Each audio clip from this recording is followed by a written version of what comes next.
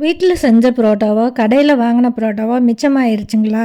காலையில் வச்சு சாப்பிடலான்னு பார்த்தோம்னா ரொம்ப ஹார்டாக நல்லாவே இருக்காது. சூடு பண்ணாலும் அந்த வாங்கும்போது இருந்த சாஃப்ட் நமக்கு கிடைக்கவே கிடைக்காது. அதுக்கு நான் சொல்கிற மாதிரி செஞ்சு பாருங்கள். ஒரு பவுலில் தண்ணி எடுத்துக்குங்க.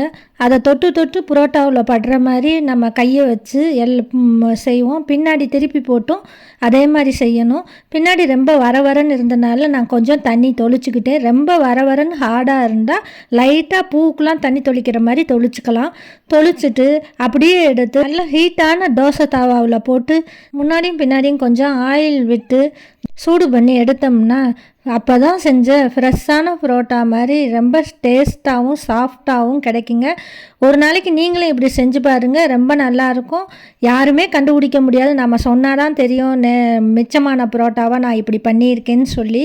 முக்கியமாக எந்த அளவுக்கு புரோட்டா ஹார்டாக இருக்கோ அந்த அளவுக்கு தண்ணி யூஸ் பண்ணுங்கள். கொஞ்சம் சாஃப்டாக இருந்தால் தண்ணியை கையில் தொட்டு வச்சாவே போதும். ரொம்ப ஹார்டாக இருந்தால் கொஞ்சம் தண்ணி தொளிச்சுக்குங்க. நீங்கள் செஞ்சு பார்த்தீங்கன்னா உங்களுக்கு இது புரியும். எந்த அளவு தண்ணி சேர்க்கணுங்கிறதும் தெரியும். இதே மாதிரி செஞ்சு பாருங்கள். ரொம்ப நல்லாயிருக்கும். சப்ஸ்கிரைப் பண்ணுங்கள், லைக் பண்ணுங்கள், அப்படியே கமெண்ட்டும் பண்ணுங்கள்.